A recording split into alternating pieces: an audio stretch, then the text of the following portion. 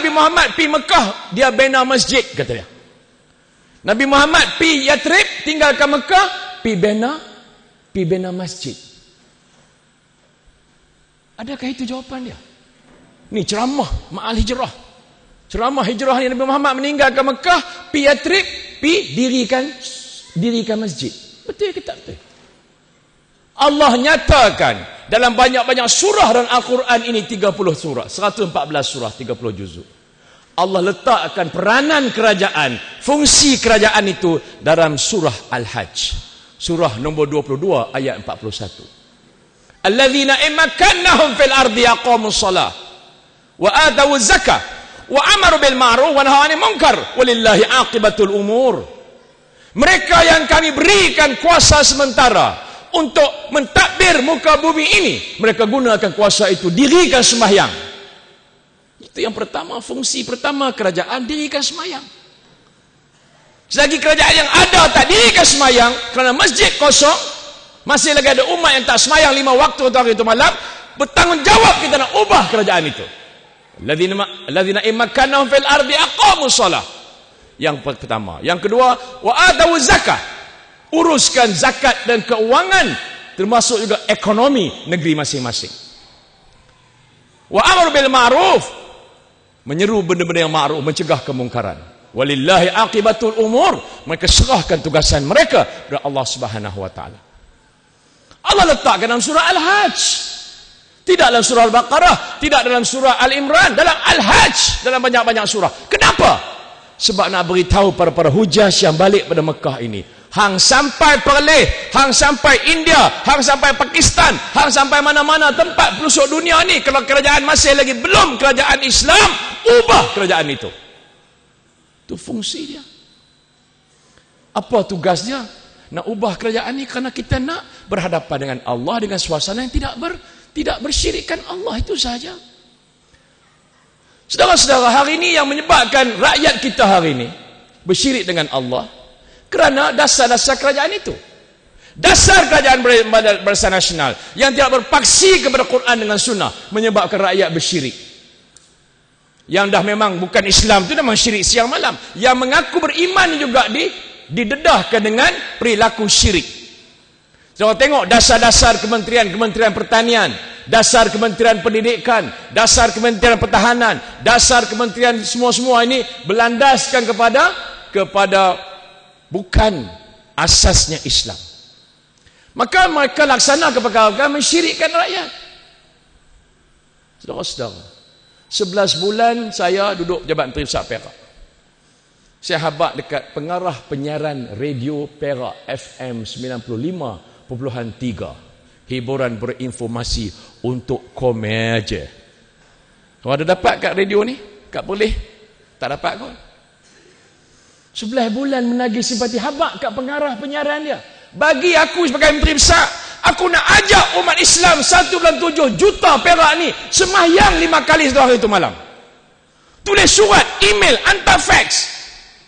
Bagi aku suara dalam radio Perak 10 minit hari Isnin. Pagi Isnin pukul 8 pagi sampai pukul 8.10. Lepas tu hang nak tala-pas lantak hang lah. Tapi Menteri Besar nak habaq orang Islam Perak mai ajak semayang. Penuhkan masjid-masjid, 600 masjid, surau-surau dan lain-lain. Dia tak bagi. Pengarah penyiaran ni tak bagi kerana arahan daripada pusat. Maka saya pergi menghadap Menteri Penerangan ketika itu. Siapa Menteri Penerangan? Syabri Cik nama dia. Demi Allah saya pergi jumpa dia. Saya kata, Datuk Seri, Perak ni negeri besar. Daripada Manjung ke Gerik boleh buat jamak. Tanjung Malim sampai Nun dekat dengan Parit Buntak boleh jamak. Aku nak pergi rata jalan Perak, nak suruh orang Perak semayang, tak cukup masa. Kalau ada kemudahan radio, aku duduk Jabatan Menteri Besar pukul 8 pagi hari Isnin, tiap-tiap Isnin seminggu sekali, aku habaq, wahai orang-orang Perak, wahai puak kaum aku, wahai Yub dan Yung, semayanglah kalian 5 kali satu hari satu malam.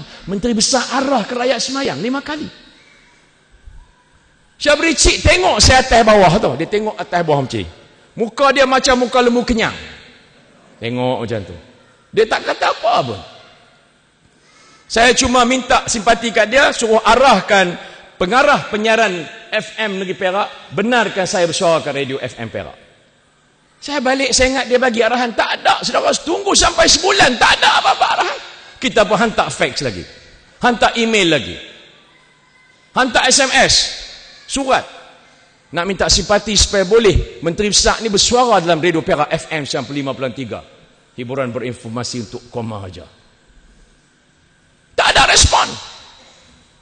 Tak ada respon. Lain-lain saya pergi menghadap ke bawah Duli Yang Maha Mulia pada Sri Sultan. Menghadap kat tu. Mengadu nasib dengan tuanku. Wahai tuanku, Patik ni tuanku bertanggungjawab nak pastikan orang Islam di Perak ni semayang, nak dirikan semayang. Ini tugasan kerajaan. Patik berhubung dengan pengarah, Patik berhubung dengan pengarah nak minta supaya Menteri Besar boleh keluar suara dia pagi Senin 10 minit. Depa tak bagi tuanku. Ha, kata dia. Tuanku terkejut. Dia ingat Menteri Besar ni boleh cakap dalam radio, dalam televisyen mudah saja. Tak bagi. UMNO Barisan Nasional tak bagi. Nama nak ajak orang Islam semayang, sorry. Ni UMNO. Kalau saudara tak kenal jahat tak jahat UMNO, sampai kita nak minta izin nak suruh orang Perak semayang 5 kali satu hari semalam, tak boleh. Itu UMNO. Ya, yang katakan UMNO jahat macam tu. Dia rela tengok budak Melayu Islam ni tak semayang, itu dia rela. Dia pergi angkut penyanyi-penyanyi daripada Korea Selatan tu, budak K-pop yang menari pakai seluar dalam, perempuan anak darah Korea tu, mai bawa Putrajaya, bayar 1.6 juta, himpunan belia 1 juta. Semua budak-budak yang beragama Islam terenjut-renjut daripada pukul 3 petang sampai 1-2 pagi. UMNO rela tengok orang Islam tak semayang asar, tak semayang maghrib, tak semayang isyak, subuh tak ke mana. Mereka rela tengok benda tu daripada tengok budak-budak Islam ni semayang. Jahat tak jahat? Iblis tak iblis? Sampai saya menghadap tuanku, dia terkejut. Oh, mereka tak bagi. Tak bagi tuanku. Saudara bayangkan kalau dalam televisyen kita, Perdana Menteri keluar dalam televisyen seminggu sekali. Saya, Perdana Menteri Malaysia, dengan ini mengajak seluruh umat Islam di Malaysia ini, marilah kita mengerjakan sembahyang 5 waktu 1 hari 1 malam. Penuhkan masjid-masjid seluruh negara kita. Perdana Menteri ajak orang sembahyang. Apa kesan dia? Dah tentulah hebat, tu tak betul? Juga Menteri Besar, kalau Menteri Besar keluar dalam radio negeri masing-masing, ajak umat negeri dia sembahyang. Hebat tak hebat? Hebat. Atau Perdana Menteri dalam televisyen keluar seminggu sekali, sebulan sekali, saya dengan ini mengarahkan semua muslimat-muslimat, anak-anak darah hampir masih kena pakai tudung, tutup aurat sebelum keluar rumah. Perdana Menteri bagi arahan. Dia nak bagi arahan macam mana? Rosmah pun tak pakai tudung. Itu tak betul. Tapi saya nak bayangkan hari ini bagaimana kesan saudara-saudara kalaulah pimpinan yang teratas sekali itu mengajak rakyat buat baik. Apa jadi pada negara tu? Hebat. Maka kerajaan merupakan punca kenapa rakyat dia bersyirik. Kerajaan juga boleh merupakan punca rakyat dikembali rapat pada Allah. Kalau kerajaan itu kerajaan baldatun thayyibatun wa rabbun ghafur. Itu sebab Nabi Muhammad diarahkan pergi ke Madinah. Sampai di Madinah, yang orang UMNO kata dia dirikan solat, dia dirikan masjid, tak betul. Nabi Muhammad tolak daripada Mekah malam sampai ke Yathrib, Kuba. Ada dia bawa apa-apa nak dirikan masjid? Ada dia bawa kayu apa nak buat masjid? Tak ada. Dia main selai sepinggang. Sampai ke Yathrib, yang didirikan oleh Nabi Muhammad SAW apa dia? Dia bukan dirikan masjid, dia dirikan solat. Iqamatus solat itu arahan daripada Allah. Alladzina immakkanahum fil ardi aqamus shalah. Dia tak dirikan masjid. UMNO habaq kita dia dirikan masjid. Itu sebab hari ini seluruh Malaysia masjid banyak didirikan tapi tak ada sembahyang, saudara-saudara. UMNO dirikan banyak masjid, ya, di Perlis pun banyak masjid. Kami di Perak 600 masjid UMNO buat. Tapi masjid-masjid yang mati, yang tidak didirikan sembahyang dalam masjid itu. Saudara, Nabi Muhammad pakat dengan semua puak-puak kaum yang berada di Yathrib. Yang ketika itu orang Islam dia hanya ada 30%. Yang datang daripada Mekah dipanggil Muhajirin, sama dengan Ansar. Mereka gabung 30% orang Islam di Yathrib.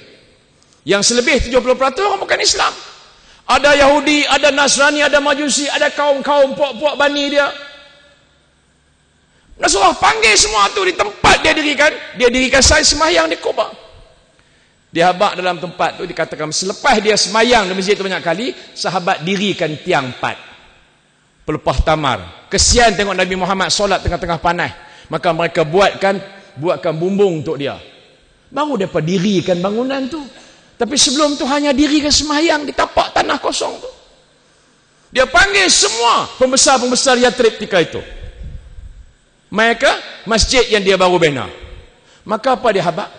Dia kata, aku panggil kalian ni kerana nak bincang untuk kita gubalkan satu perlembagaan Madinah. Tengok. Nabi Muhammad pergi ke Yathrib, dia panggil puak-puak Islam dan bukan Islam, nak gubal perlembagaan piagam Madinah. Nak buat perlembagaan ni kerja apa ni? Tidakkah ini tindakan politik? Sebab apa? Sebab dia nak buat kerajaan kena ada perlembagaan. Hari ini tak ada mana-mana negara yang tak ada perlembagaan. Tapi zaman itu, zaman Nabi Muhammad SAW, kerajaan-kerajaan terdahulu daripada itu yang bukan Islam, tak ada perlembagaan. Kerajaan Rom ada, tak ada perlembagaan. Kerajaan Parsi ada, tak ada kerajaan. Kerajaan Cina ada, tak ada kerajaan. Tak ada perlembagaan. Kerajaan Hind, India ada tapi tak ada perlembagaan. Maka dia bincang seluruh kepimpinan yang Islam tak Islam, macam mana nak gubal perlembagaan piagam Madinah. Maka terbaktublah sebuah perlembagaan dipanggil sebagai piagam Madinah. Kalau saudara pergi ke Museum Britain, dia akan letakkan piagam Madinah ini sebagai piagam yang pertama dalam muka bumi ini yang ditulis oleh manusia. The first ever written constitution on earth. Pihak British tu pun dia boleh mengiktiraf piagam Madinah sebagai yang pertama yang pernah ditulis oleh ketua negara. Walaupun kerajaan sebelum tu besar-besar, kerajaan Parsi, tapi mereka tak ada perlembagaan. Maknanya Nabi Muhammad pergi Mekah, pergi Madinah, buat perlembagaan. Bila buat perlembagaan, maknanya adalah kerajaan yang resmi, pemerintah yang resmi. Itu tindakan politik. Yang UMNO tak pernah habaq dalam radio, tak pernah habaq dalam televisyen, dalam akhbar-akhbar mereka. Saudara-saudara, inilah tuntutan berhijrah yang memerlukan kita bagi masa kita, ruang kita, hayat kita, harta kita, sepenuh masa untuk pastikan kita penuhi tuntutan berhijrah. Bila kita buat tiga-tiga ni, tuntutan beriman, tuntutan berhijrah dan tuntutan berjihad, apa janji Allah? Yarjuna rahmatullah. Allah janjikan rahmat kepada kita. Mana ada boleh orang lain bagi rahmat kecuali Allah? Kalau Allah bagi seluruh benda dunia ni pun tak sama dengan rahmat. Yang kita nak sangat rahmat Allah. Kemudian Allah kata dia maha pengampun dan maha kasihan belas. Dahlah dia bagi kita rahmat, dia ampunkan dosa kita. Jadi kalau kita ndakkan rahmat Allah, ndakkan keampunan Allah, mesti laksana tiga benda ini. Innalladzina amanu walladzina hajaru wajahadu fi sabilillah ulaika yarjuna rahmatullah wallahu ghafurur rahim.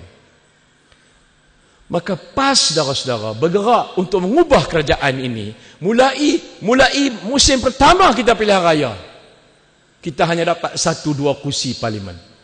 Sebab kita berjuang seorang-seorang ketika itu. PAS sebagai Parti Islam Malaysia bergerak seorang-seorang. Kita ketika itu tak memikirkan sangat nak membuat satu siasah politik, muafakat politik, tak ada. Yang ini yang UMNO suka. UMNO nakkan PAS biar dia masuk pilihan raya ni, dia lawan kami seorang-seorang. Itu yang UMNO nak sangat-sangat. Yang mereka tak mau sangat-sangat, yang mereka ngeri siang malam bila PAS bergabung dengan parti-parti lain membangkang lawan dia. Yang tu dia ngeri. Itu sebabnya hari ini dia cuba nak potong, nak pecahkan, nak hancurkan Pakatan Rakyat. PAS bersama-sama dengan DAP Keadilan ini adalah keputusan yang dibuat oleh Majlis Syura PAS, termasuk juga AJK PAS Pusat. 13 orang ulama PAS duduk di Leicester, University Leicester, London 3 hari 3 malam bersama dengan pimpinan-pimpinan Harakah Islamiah seluruh dunia membincangkan berkenaan dengan siasah politik Malaysia. Dipimpin oleh almarhum Fadil Nur ketika itu. 13 ulama PAS berkampung di London 3 hari 3 malam. bincang dengan ketua Jamaat Islami, bincang dengan ketua Ikhwan Muslimun, bincang dengan Syekh Wahbah Suzaili, Ramadan Al-Buti, siapa lagi pimpinan-pimpinan Harakat Islamiyah besar-besar masalah di Malaysia dia. Maka mereka buat ijtihad, mereka putuskan di Malaysia tak ada cara lain. Hang nak tumbang ke kerajaan zalim bersenang-senang ni, hang duduk seorang-seorang, yang tu mereka lebih suka, tak boleh pergi mana. Hang kena ikut balik nas-nas bagaimana dibuat oleh Nabi Muhammad dan juga SAW dan juga sahabat-sahabat dan juga kerajaan-kerajaan Islam sebelum itu, selepas itu. Maka kita bergabung dengan DAP Keadilan di atas ijtihad dan nas-nas yang kukuh.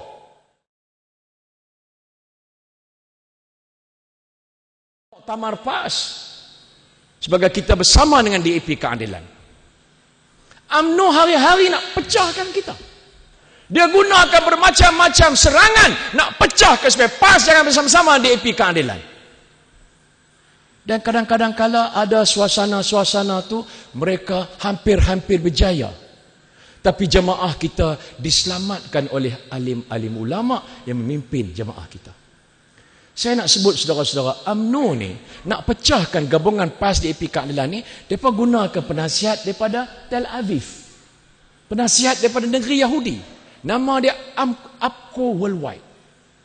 Mereka bayar 77 juta wang rakyat setahun kepada syarikat ini menasihati UMNO bagaimana nak hancurkan PAS, bagaimana nak pecahkan supaya PAS mereka akan lari daripada Pakatan Rakyat, bercerai dengan Pakatan Rakyat. Itu kerja APCO Worldwide. Maka mereka lancarkan serangan pertama, saudara-saudara, yang hampir memecah belahkan PAS. Apa mereka kata? UMNO mainkan sentimen Melayu. PAS ni adalah banyak parti yang ahlinya orang Melayu. Pastikan kita dengan PAS ni tajar supaya kita buat kerajaan perpaduan, kata dia. Saudara-saudara, yang ini ni, serangan pertama ni hampir pecah belahkan PAS. Tapi ulama kita mai. Saya teringat ketika itu AJK PAS Pusat sama-sama bincang sampai pukul 12 tengah malam 1 pagi. Apakah kedudukan PAS berkenaan kerajaan perpaduan? Ini mainan UMNO. Maka ulama kita selamatkan jemaah kita dengan mengatakan kita tolak idea ini.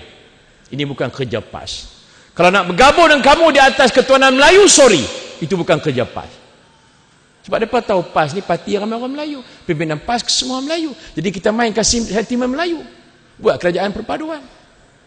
Hampir-hampir 2-3 pimpinan kita yang agak-agak kadang-kadang tu mau termakan. Tapi dengan nasihat ulama, duduk bincang, kita tolak bahawa ini tak ada kena-mengena dengan PAS. Gagal mereka serangan pertama. Gagal UMNO. Mereka nak tengok PAS pecah belah. Bukan hanya PAS pecah belah, tapi PAS akan hilang kebersamaan dengan DAP dan Keadilan. Gagal mereka serangan pertama. Maka mereka balik kepada APCO. Sekarang kita gagal yang pertama. Maka apa cadangan kedua? APCO kata, oleh kerana PAS ni parti kuat agama. Jadi kalau kita hanya cadangkan berkenaan dengan Melayu saja, PAS tak boleh terima. Ni Aziz tak boleh terima, kata dia. Ni Aziz kata UMNO parti nasionalis, PAS parti Islam. UMNO dia punya tema dia hidup Melayu, PAS Allahu Akbar. Mana sama? Itu tak boleh? Maka APCO kata kita kena buat hari ini serangan kedua, ada sentimen-sentimen keagamaan supaya PAS tertarik dengan sentimen itu. Mereka buat serangan kedua. Serangan kedua ni apa dia? Siapa boleh teka? Namanya kalimah Allah. Kalimah Allah. Dia kata kita mainkan isu-isu sentimen keagamaan supaya PAS boleh tertarik. UMNO gunakan mahkamah, putuskan bahawa Allah ini hanya boleh disebut oleh orang Islam saja. Orang bukan Islam tak boleh sebut Allah. 10 hari PAS masih berdiam diri, tak ada kenyataan rasmi daripada pimpinan kita tahu. Akhirnya presiden kita sama dengan majlis panggil mesyuarat AJK PAS Pusat, bincang sampai 1 pagi nak putuskan apa kedudukan PAS ketika itu. Akhirnya setelah bincang keluar ayat, saya ingat lagi tu ayat daripada surah Al-Hajj ayat nombor 40, yang mana dalam ayat tu Allah menyatakan bahawa itu ayat perang. Nak beritahu dia punya nuzul dia ayat perang. Tapi Allah nak beritahu, nama aku disebut dengan banyak sekali di kuil-kuil, di gereja-gereja, di sinagog-sinagog, di tokong-tokong, dan juga di masjid-masjid. Itu salah satu hujah dia. Masjid Allah letak yang terakhir sekali. Nama aku disebut dengan banyaknya di tempat-tempat bersembahyang orang bukan Islam tadi. Itu salah satu nasnya. Dan banyak nas-nas lain. Maka AJK PAS Pusat putuskan PC pada malam itu satu pagi, bahawa PAS membenarkan nama Allah ini disebut oleh orang-orang bukan Islam yang menganut agama samawi. Betul? Dengan ada syarat-syarat tertentu. Betul? Maka itu keputusan kita. Berbeza keputusan UMNO. UMNO kata tak, hanya orang Islam boleh sebut Allah. Orang bukan Islam tak boleh sebut Allah. Saudara-saudara, dekat parlimen tu, saudara tengok ahli-ahli parlimen di AP, ahli parlimen keadilan yang bukan Islam ni, sebut Allah ni setiap kali mereka berhujah. Gobind Singh Dio tu, dia beritahu UMNO, saya nak beritahu, dia kata kawan-kawan saya ke UMNO tu, insya-Allah kami akan pergi ke Putrajaya, dia kata. Insya-Allah keluar. Nanti saudara dengar ini Chang Leh Kang adun dekat Indra Kayangan. Dia baca ayat Quran, dia baca hadis. Sedangkan ayah Nabi Muhammad SAW sendiri Abdullah nama dia. Dah sebut Allah lama dah, sebelum dia dapat wahyu, sebelum dia lahir lagi lah ayah nama Abdullah. Betul? Apa masalahnya? Jadi bila kita buat keputusan PAS berpendirian sedemikian, maka UMNO lagilah orang bukan Islam benci kat dia. Orang bukan Islam di Sabah Sarawak dah sebut Allah ni 300 tahun sebelum merdeka. Kaum-kaum Sikh di Kampar, di Perak sana sebut Allah dalam kitab dia ni sebelum merdeka lagi dah sebut Allah. Cuma kita tak setujunya bila dalam surat Khabar dia tulis Allah menjadikan perkataan Tuhan telah, yang tu kita tak setuju. Tapi sebutan hari-hari tu hak dia. Dia adalah makhluk Allah, dia hamba Allah. Apa salah dia nak sebut nama Khalik dia? Kalau boleh hak burung tu sebut Allah, kita lagi suka, betul tak betul? Pagi-pagi burung-burung kata Allah, Allah, kita lagi suka, betul tak betul? Ni UMNO tak bagi. Jadi kedudukan Islam, kedudukan PAS jelas berbeza dengan UMNO. Ada beberapa pimpinan PAS yang tertarik dengan hujah UMNO. Ketua Muda PAS Pulau Pinang buat demonstrasi dengan pemuda UMNO selepas solat Jumaat, bahawa kami pertahankan kalimah Allah tak boleh disebut oleh bukan Islam. Siapa kita? Itu nama Allah yang tertinggi. Kalau makhluk dia nak sebut nama Khalik dia, tu hak dia. Kita sebagai orang Islam meraihkan, ada orang Hindu yang nak sebut nama Allah. Walaupun pahaman Allah dia berbeza, tapi dia sebut nama itu. Betul tak betul? Maka PAS Pusat buat keputusan boleh dengan ada syarat. Dia ada syarat-syarat tertentu. Berbeza kita. Kalah serangan kedua UMNO, kalah. Mereka niat nak hancurkan PAS, nak hancurkan Pakatan Rakyat. Maka mereka tak puas hati, tanya balik APCO Worldwide, apa kita nak buat sekarang nak serang PAS. Mereka lancarkan serangan ketiga. Apa dia serangan ketiga? Serangan ketiga mereka tayangkan video lucah Datuk Seri Anwar Ibrahim.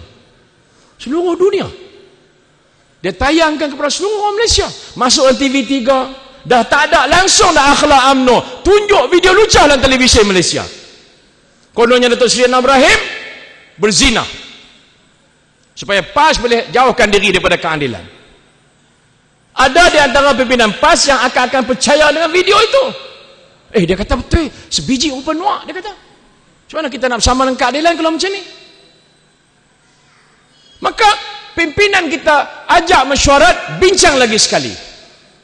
Bincang, maka ulama kita menyelamatkan jemaah kita lagi sekali. Ulama kita, Presiden Mursyidul Am, Majlis Syura, dia kata tak, ya, kalau UMNO nak tuduh mana-mana orang berzina, dia mesti bawa 4 orang saksi. Ayatnya jelas, betul? Bukan 4 video, bukan 4 VCD, mai bawa 4 saksi yang betul-betul membuktikan Anwar Ibrahim berzina. Baru kita boleh terima. Dan hujah-hujah yang lain. Maka kita tolak serangan ketiga yang juga diselamatkan oleh alim ulama PAS. Ini saya nak beritahu orang Perlis. Tak tak cukup dengan serangan ketiga. Mereka serang serangan keempat. Apa dia serangan keempat? Mereka gunakan seorang yang nama Datuk Dr. Hasan Ali. Kenal dia ni? Kenal. Tak apa gelak dengar nama dia. Betul? Orang kuat pas. Bandingkan Hasan Ali dengan kita, saudara, jauh kita. Hasan Ali boleh hafal 4 juzuk. Kita berapa juzuk boleh hafal? Lainlah Ustaz. Ustaz Hashim panjang lagi. Hasan Ali boleh hafal 4 juzuk Quran. Bukannya surah-surah lazim. Juzuk pertama, kedua, ketiga, keempat. Kita adalah apa juzuk? Tak ada. Hasan Ali pernah jadi pengarang buku parenting, 42 buku dia buat. Kita ada pernah tulis buku? Ada pernah? Tak ada. Hasan Ali pernah jadi Pesuruhjaya PAS Selangor. Hasan Ali juga pernah jadi naib presiden PAS. Hasan Ali pernah jadi ahli parlimen Parit Buntang. Hasan Ali adalah exco agama negeri Selangor. Tapi APCO Worldwide suruh UMNO mainkan Hasan Ali berdalam. Nak pecah belahkan Pakatan Rakyat negeri Selangor. Susah PAS ketika itu. Maka panggil balik mesyuarat. Saya ingat mesyuarat itu, saudara-saudara, dihadiri oleh Mursyidul Am. Tuan Guni Aziz, Menteri Besar Kelantan, hadir dalam mesyuarat itu. Sampai pukul 1, pukul 12 tengah malam. Bincang punya bincang bab Hasan Ali ini. Secara terperinci, apa dia buat. Kita minta rakan-rakan Selangor, AJK cerita berkenaan Hasan Ali. Yang tak pernah hadir mesyuarat AJK Pusat kecuali sekali saja. Apa dia buat selaku esko agama. Apa dia buat dengan UMNO belakang pengetahuan PAS. Maka akhirnya saudara-saudara, Mursyidul Am PAS orang yang pertama buat keputusan pecat. Berlandaskan nas-nas yang jelas, nas-nas yang betul-betul elok, pecat. Orang pertama. Diikuti oleh Presiden PAS, Tuan Guru Haji Hadi Awang, pecat. Bersama-sama dengan rakan-rakan seluruh AJK PAS Pusat. Saya ingat Ustaz Hashim masih ingat lagi ketika itu. Ustaz Hashim sendiri pun bersetuju keputusan buang dia dari parti kita. Saya mula-mula saya menghormati Hasan Ali ini sebagai orang yang terhormat. Tapi bila dibenarkan diri dia menjadi peluru dan hentam kita, maka ulama kita datang sepakat humban dia keluar. Buang dia keluar. Maka selamat parti kita. Selamat parti kita selepas 4 serangan yang hebat-hebat ni. Saya cerita ni saudara-saudara supaya tahu bahawa UMNO Barisan Nasional cukup nak tengok sangat kita berpecah dan tidak ada Pakatan Rakyat. Itu yang dia sangat nak tengok. Sebab bila kita seorang-seorang, dia boleh pukul kita. Payah nak menang. Nak ubah kerajaan, kena ada kesepakatan tu. Itu ijtihad daripada ulama kita. Dan kita kena raikan. Maka keempat-empat serangan ini, jamaah kita diselamatkan oleh ulama. Dengan ilmu-ilmu yang Allah beri kepada mereka, dengan tahap ketakutan kepada mereka kepada Allah, maka kita dapat berkat daripada pimpinan ulama. Inna yakhshawna min ibadihil ulama. Sesungguhnya di kalangan hamba-hamba aku yang takut kepada aku adalah kumpulan ulama. Dan kita bersyukur kerana jemaah kita dipimpin oleh ulama. Yang ni yang kita hendak. Tak puas dengan serangan keempat, mereka main serangan kelima. Serangan kelima ni hampir memecah belah keempat. Apa serangan kelima? Depa tayang tip, betul. Depa tayang tip video Setiausaha Shah Agong berzinah dalam hotel. Semua orang tengok filem tu, betul tak betul? Nak pilihan raya ke-13 hampir mereka ambil video tu tayang seluruh negara yang menggambarkan pelakon itu adalah Setiausaha Shah Agong PAS, dipanggil sebagai video seluak dalam besak namanya. Betul? Itu serangan yang kelima yang hampir pecah belah keempat. Ulama kita datang panggil balik, bersemuka balik, dan akhirnya kita dapat tangani, menyatakan masih lagi palsu. Dan peguam kita sedang ambil tindakan. Benda tak betul. UMNO ada-adakan. Lebih-lebih lagi zaman sekarang ni. Zaman lain nak buat video, nak buat gambar, bubuh muka siapa boleh. Muka aku masa aku bertanding dekat Bukit Gantang, 3-4 mereka bawa gambar saya bersama-sama dengan anak dara Siam dekat Hat Yai. Pergi hantar kat rumah saya. Orang rumah pergi tengok. Dia kata, bila pula abang pakai t-shirt warna biru ni? Dia kata, tak nak tengok. Gambar muka saya dia pakai t-shirt warna biru. UMNO buat lagu tu apa susah zaman lah ni? Nak bubuh gambar presiden kan? Nak gambar tu guru Nazir, nak gambar Ustaz Asyik pun dia boleh. Tapi kalau kita berlandas pada hanya zahir macam tu, hancur jemaah kita. Maka ulama kita datang balik bersidang, bincang dan bincang, akhirnya tolak benda tu. Selamat jemaah kita dalam pilihan raya 13. Dan UMNO dalam proses untuk menyerang ke-6. Serangan ke-6 ni dia tengah buat sekarang ni. Saya minta saudara-saudara, kalau datang serangan ke-6 besok, kita mesti istiqamah dan sabar. Ini kerja jahat APCO worldwide menasihati UMNO serang PAS pecah daripada keadilan dan DAP. Tuan Guru Presiden bila dia tahu serangan-serangan ni, terus dia umumkan selepas pilihan raya ke-13, PAS akan bersama-sama dengan DAP dan keadilan sampai pilihan raya akan datang. Tak ada siapa yang boleh pecahkan. Dia terpaksa bagi pengakuan itu, memberi jaminan kepada rakyat Malaysia yang telah memberikan sokongan kepada PAS. Kami di Perak, saudara-saudara, tak pernah 55% orang pengundi di Perak beri sokongan kepada Pakatan Rakyat. Mereka dapat bezakan 11 bulan di bawah Pakatan Rakyat dan 53 tahun di bawah Barisan Nasional. Mereka dapat bezakan. Dan saya gunakan ayat-ayat yang saya sebut tadi untuk membimbing saya. Di samping saya melantik 5 orang ustaz untuk menasihati saya dalam membawa kerajaan ini ke arah Baldatun Thayyibatun wa Rabbul Ghafur. Dipimpin oleh Ustaz Tarmizi Abdul Rahman, seorang yang pandai berkenaan dengan usul, bab usuluddin. Dia lepasan Universiti Azhar. Saya lantik dia penasihat saya bersama dengan ustaz-ustaz lain supaya habaq ke aku apa aku nak buat, sebab aku tak ada pendidikan Islam. Apa kena habaq aku? Dia penasihati saya untuk ke arah itu, dan dihormati oleh orang bukan Islam di Perak. 11 bulan dia hormat kita. Yang dulunya memusuhi PAS, yang termakan dengan dakwah-dakwah media UMNO, bila kita tunjukkan pengurusan pentadbiran kita, akhlak kita, mereka tertarik dengan PAS. Sehingga ada di antara mereka buat pengakuan, panggil semua profesional-profesional Perak, panggil saya bincang. Dia kata, kami nak buat pengakuan bahawa sebelum ini kami semua ni memusuhi PAS. Kami pantang dengar PAS, kami marah, dia kata. Ini profesional, doktor-doktor, IT specialist, guru-guru akademik, profesor, accountant, IT. Dia kata, sebelum ini bila kami dengar PAS, kami marah, benci sangat. Barangkali kami termakan dengan dakwah UMNO, kata dia, dan termakan dengan dakwah musuh Islam dalam bentuk internasional. Dia baca internet. Tapi kami nak bagi pengakuan hari ini, kata dia, selepas bekian lama, 8 bulan kami berada di negeri Perak, mereka kata kami hari ini akan memberikan sokongan kepada PAS ratih-ratih. Sampailah ni. Dan terbukti dalam pilihan raya Bukit Gantang, 85% orang Cina, orang India di Bukit Gantang beri sokongan kepada PAS. Terbukti. Sampailah ni. Maka soalan dari diri saya, maukah saya khianat kepercayaan mereka pada PAS? Mereka percaya sangat PAS sekarang. Sebab di Perak yang melompat menyebabkan kerajaan tumbang adalah 2 daripada keadilan, satu daripada DAP. Mereka tawar benda tu pada saya awal-awal. Mereka tawar kepada saya awal-awal lagi. Dia kata, kalau hang masuk UMNO, besok hang jadi menteri besar. UMNO tawar pada saya.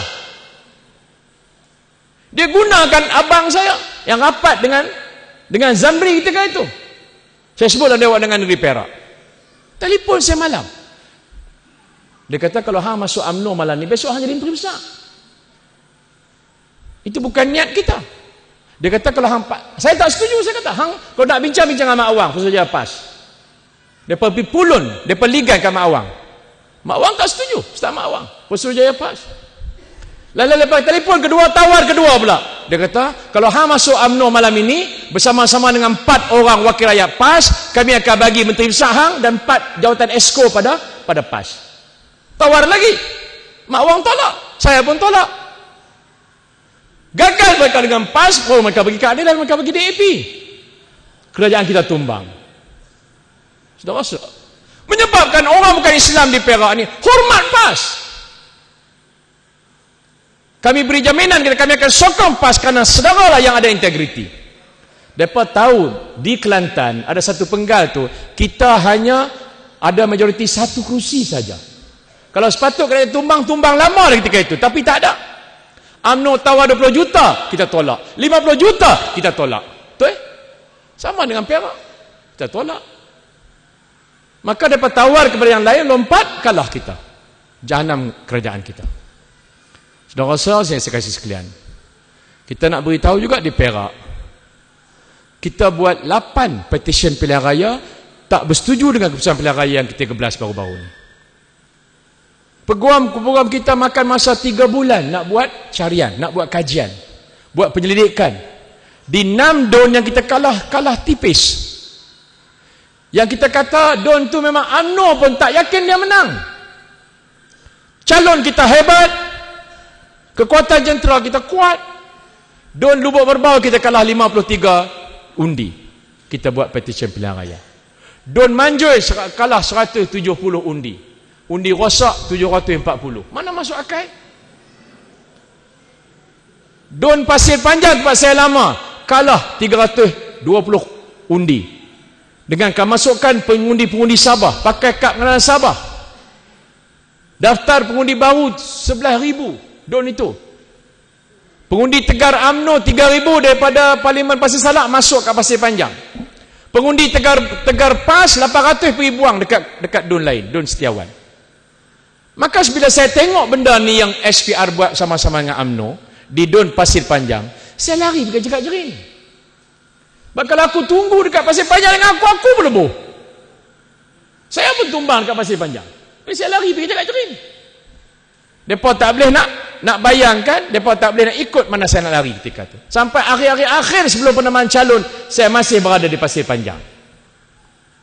Kalau terus tanding Pasir Panjang dengan saya pun kalah sekali. Dengan perancangan UMNO dan BN ni. Sama SPR. Saya tadi cakap jerin, alhamdulillah menang di sana. Kita juga buat petition pilihan raya Don Manung, Kuala Kangsar, Don Selama dan Don Rungkup. Don Lubuk Merbau Pasir Panjang oleh kerana banyak penipuan kita buat 2 petition. Walaupun don yang kita petition ni 6, tapi jumlah petition 8. Kerana Don Pasir Panjang dan Lubuk Merbau terlalu banyak penipuan. Ada video kita bagi ke hakim. Video. Dapat tawarkan pengundi 300 dalam van. Terpampang petugas Barisan Nasional. Nama yang bagi duit suapan tu kita tahu. Nombor kad menalan dia tahu. Alamat dia kita tahu. Di mana dia suap 300 itu, angkat Quran, nama orang yang dia suap pun kita ada. Kita bagi video itu pada hakim pilihan raya. Mereka tolak semua 88 petition itu. Satu pun tak ada bicara. Peguam kita main dari Kuala Lumpur, nak bercara di Mahkamah Tinggi Batu Gajah dan Ipoh, balik saja. Hakim tak benarkan peguam PAS bercakap dalam mahkamah. Dahlah kita tak dibenarkan bersuara, peguam-peguam kita.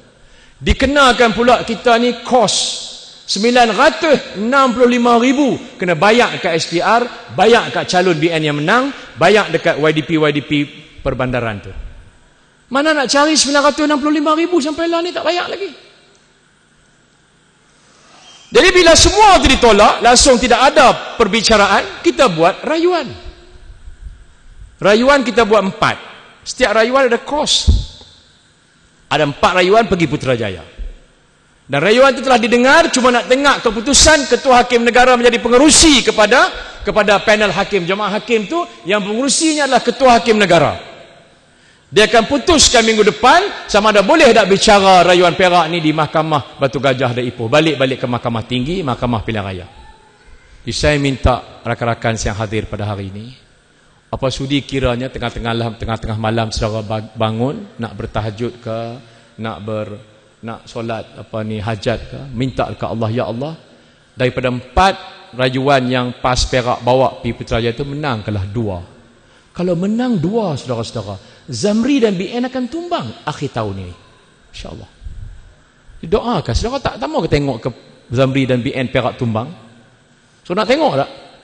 Kalau saudara nak tengok, saudara doakan. Kalau doa salah seorang dari kita yang hadir malam ni Allah makbulkan, tumbang Barisan Nasional Perak, insya-Allah. Di samping itu 4 rayuan ini, peguam-peguam PAS kita buat satu injunksi perintah mahkamah. Kita pohon mahkamah isytiharkan salah seorang wakil rakyat UMNO tak sah jadi wakil rakyat. Kita minta mahkamah isytiharkan oleh kerana kita ada bukti-bukti yang kukuh yang mengatakan dia tak sah jadi wakil rakyat, tapi dia menang dalam pilihan raya.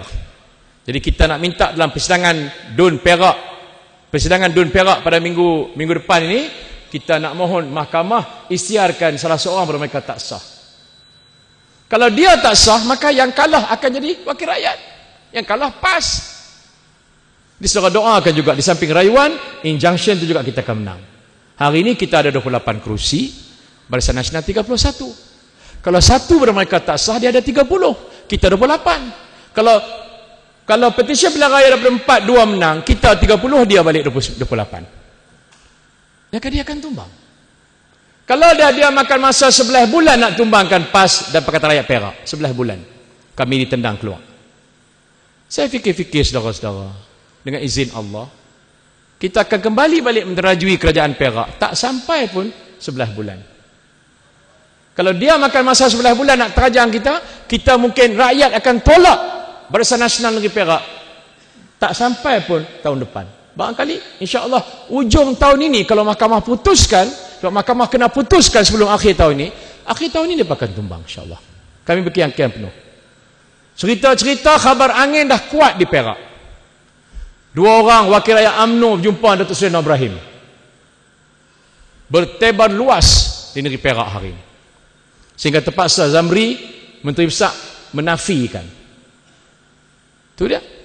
Keputusan pilihan raya UMNO baru ni menyebabkan ramai wakil rakyat UMNO tak setuju dengan Zamri. Ramai kroni-kroni Zamri yang bertanding untuk ketua bahagian, depa tu ada yang jawatan esko, semua kalah. Apa artinya? Artinya pergolakan UMNO negeri Perak ini cukup puting beliung hari ini. Jadi dengan mereka bergaduh sama sendiri, dengan kekuatan daripada orang bukan Islam menyokong PAS, insya-Allah saudara, kita yakin kita akan kembali balik. Doakan. Jadi itu saya beritahu pada malam ini, sesungguhnya kami di negeri Perak masih meneruskan hubungan baik di antara Pakatan Rakyat, dan walaupun tomahan-tomahan dan juga serangan-serangan UMNO, Pakatan Rakyat negeri Perak tidak langsung terjejas. Saya akan terus mengepalai pimpinan Pakatan Rakyat negeri Perak, mereka juga menghormati PAS, dan saya menyatakan kepada rakan-rakan kita tidak boleh khianat kepada keyakinan yang diberikan oleh orang bukan Islam kepada PAS. Bukan hanya mereka menghormati PAS Perak, seluruh PAS Malaysia mereka hormati. Saya tanya orang-orang profesional yang berjumpa, apa sebab dulu kamu bencikan kami? Sekarang ni kamu mula rapat dan minat dengan kami. Apa jawab dia? Saya tahu. Sebab kata dia, kami tidak melihat apa-apa unsur perkauman dalam diri dan juga dalam parti kamu. Itu dia. Dia kata kami tak nampak unsur-unsur perkauman dalam parti kamu. Yang ni Allah sebut dalam surah Al-Ma'idah. Allah habaq pada kita supaya sebab kemungkaran, sebab kezaliman dalam negara ini apabila ada kaum-kaum yang membenci kaum lain. Ya ayyuhallazina amanu kunu qawamin lillahi syuhada'a bil qist wa la yajrimannakum shana'anu qaumin ala alla ta'dilu i'dilu huwa aqrabu littaqwa wa taqullaha innallaha khabirun bima ta'malun. Wahai sekalian yang beriman, kamu hendaklah melaksanakan kebenaran, selalu menjadi saksi kepada kebenaran. Janganlah sifat benci kamu kepada mana-mana satu kaum menjadikan kamu tidak adil. Berlaku adillah kamu, fa'il amar, berlaku adillah kamu. Sesungguhnya keadilan itu merapatkan kamu dengan ketakwaan, dan bertakwalah kamu. Sesungguhnya Allah itu maha dalam khabarnya berkenaan dengan setiap yang kamu lakukan di dunia ini. Nah, punca keadilan, punca kezaliman negara kita bila kita diajar benci-membenci di antara satu kaum dan kaum yang lain. Apa tidaknya UMNO ajar orang Melayu 57 tahun merdeka. Apa ajaran UMNO? Hidup Melayu. Musuh ketat kita adalah China dan India, kata dia, tahu. MCA dia berjangkit daripada UMNO. Dia habaq kat kaum-kaum dia kata musuh ketat kita Melayu dan India. MIC dia belajar daripada UMNO. Dia habaq kat kaum-kaum dia musuh ketat kita Melayu dengan China. Kalau inilah jenis politik kita, sampai bila nak amannya? Sedangkan Allah sebut dalam ayat itu, jangan sifat benci kamu kepada mana kaum. Kita hari ini tahu di Malaysia ini berbagai-bagai kaum. Tapi kita saling mengenali, hormat menghormati, mesra bermesra dengan mereka. Inilah politik yang kita katakan politik muafakat tadi itu. Tahalus siasi. Allah sebut, ya ayyuhallazina amanu, wahai sekalian, ya ayyuhan nas, wahai sekalian manusia, kami ciptakan kamu daripada seorang laki-laki dan seorang perempuan. Inna khalaqnakum min dzakarin wa untha wa ja'alnakum syu'uban wa qabaila lita'arafu. Inna akramakum indallahi atqakum innallaha alimul khabir. Wahai sekalian manusia, kami cipta kamu daripada seorang laki-laki, seorang perempuan. Dan kami jadikan kamu berbagai-bagai kaum supaya kamu menghormati antara satu sama lain, kenal mengenal, mesra bermesra. Tengok macam mana Rasulullah bawa ayat ini dalam perakuan hidup dia. Seorang budak Yahudi jahat, setiap pagi hantar najis pergi rumah Nabi, pintu rumah Nabi, tiap-tiap pagi hantar najis. Satu hari najis tak ada. Nabi tanya isteri dia, awak tak ada najis depan rumah kita pagi ni? Sahabat tanya kat sahabat, isteri tanya sahabat, kenapa hari ni rumahku tak ada najis? Maka sahabat khabar kat isteri Nabi, dia kata, hak budak Yahudi tu sakit, demam kuat. Dia tak sempat nak bawa najis pergi rumah Nabi. Nabi pergi ziarah dia. Nabi SAW pergi ziarah budak Yahudi yang jahat tu. Akhir dia masuk Islam. Ini yang dikatakan kenal mengenali. Inna khalaqnakum min dzakarin wa untha wa ja'alnakum syu'uban wa qabaila lita'arafu.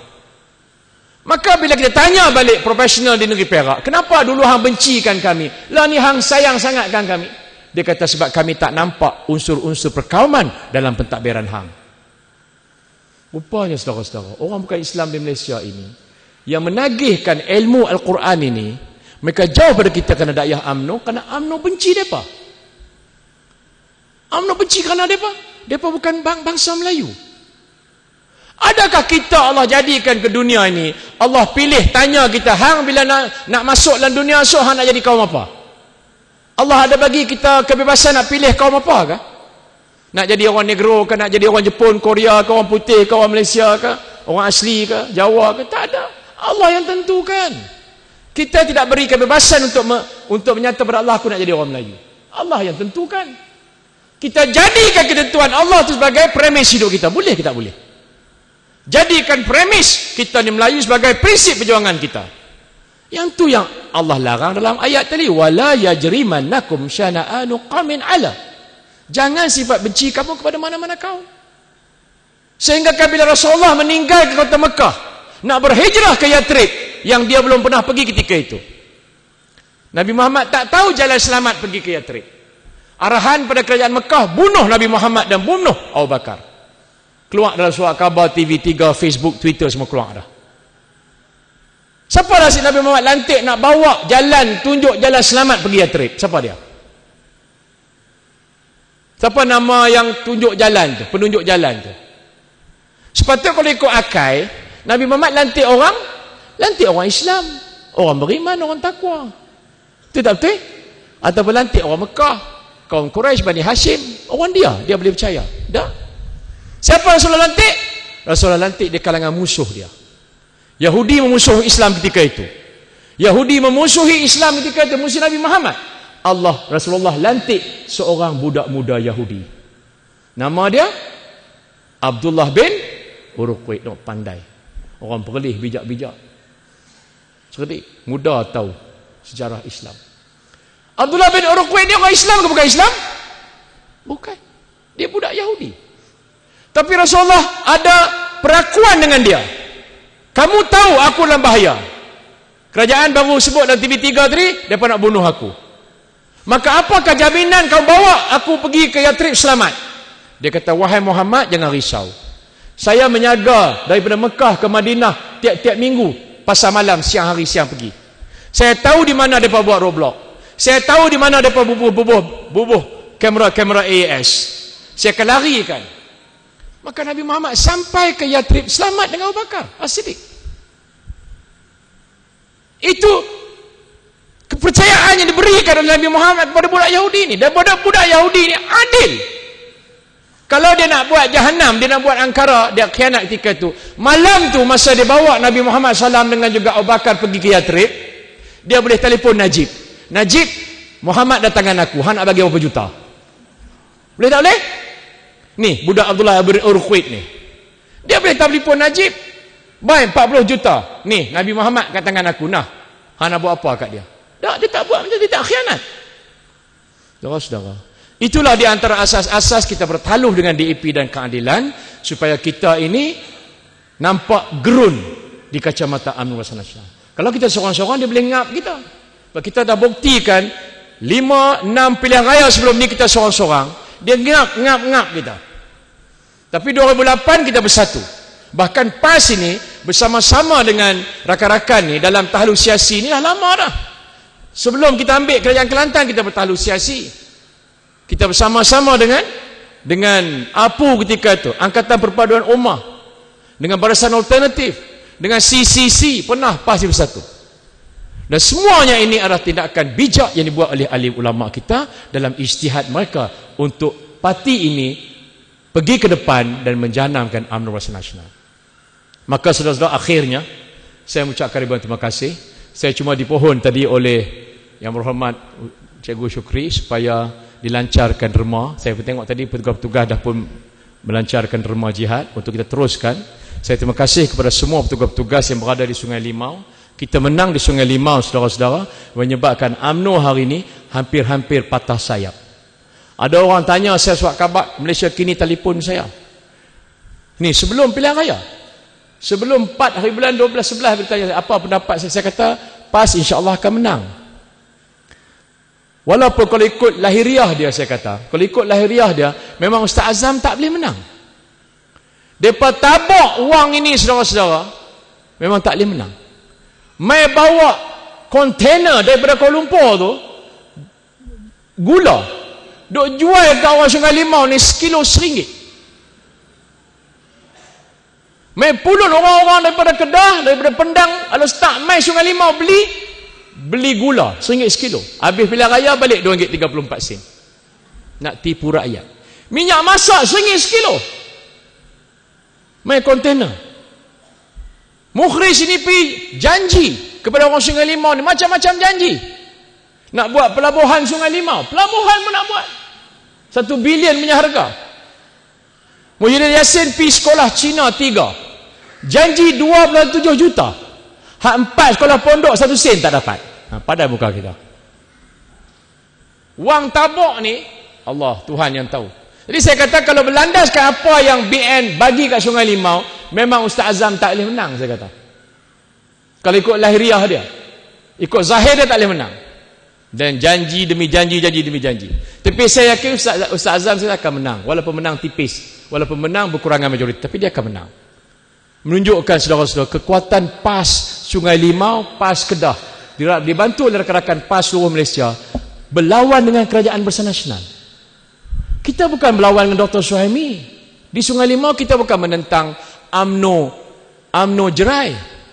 Kita bukan berlawan dengan UMNO dan BN Kedah. Kita berlawan dengan Kerajaan Barisan Nasional. Muhyiddin Yassin, Khairi Jamaluddin, Syahrizad berkampung di Sungai Limau. Yang sepatutnya Azam tak boleh menang, Ustaz Azam ni. Tapi dengan ketentuan Allah, kuat macam mana pun kamu, macam mana kamu gunakan wang rakyat untuk menang kamu, salah gunakan jentera rakyat, kalau aku nak bagi Azam menang, menang juga dia. Betul tak betul? Maka insya-Allah kalau Allah nak bagi kita menang balik kat Perak, ujung tahun ni BN akan tumbang, doakan insya-Allah. Saya terima kasih di atas perhatian saudara-saudara. Saya bermohon maaf di atas ketelanjuran. Mana hak elok tu adalah daripada Allah SWT. Tak elok tu kelemahan saya sendiri.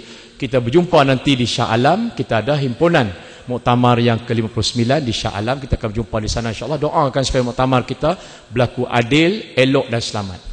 Walaupun UMNO cuba gunakan macam-macam jenis blog, macam-macam jenis Facebook nak ancok lebokkan kita, tapi alhamdulillah pimpinan kita dan perwakilan kita jenis orang yang ada ilmu.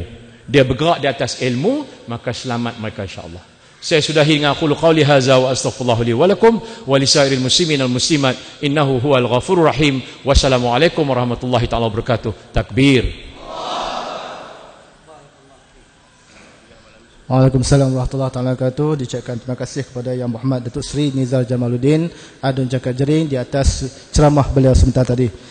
Tuan-tuan dan puan-puan yang dikasihi Allah Taala sekalian, di sini saya ingin mengumumkan ada 3 perkara. Yang pertamanya berkaitan dengan esok 15 hari bulan 11. Yang pertamanya kuliah maghrib esok. Kuliah maghrib yang akan disampaikan oleh Ustaz Rauf Awang, Mudir Pondok Pematang Nibung. Kuliah maghrib. Kemudian kuliah maghrib juga esok di Markas PAS Bukit Kerang yang akan disampaikan oleh Salahuddin Ayub. Kemudian selepas Isya di Balai Islam juga esok kita akan adakan ceramah umum, iaitu hari yang terakhir, iaitu akan disampaikan oleh Salahuddin Ayub, Naib Presiden PAS. Aqulu qawli hadza wa astaghfirullahal azim li wa lakum wa lisa'il muslimin wal muslimat. Kita tutup majlis ceramah kita pada malam ini dengan tasbih kifarah dan suratul As.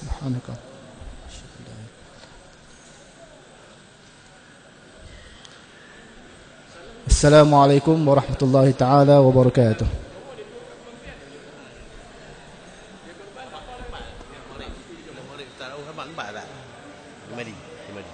minta balik Ustaz.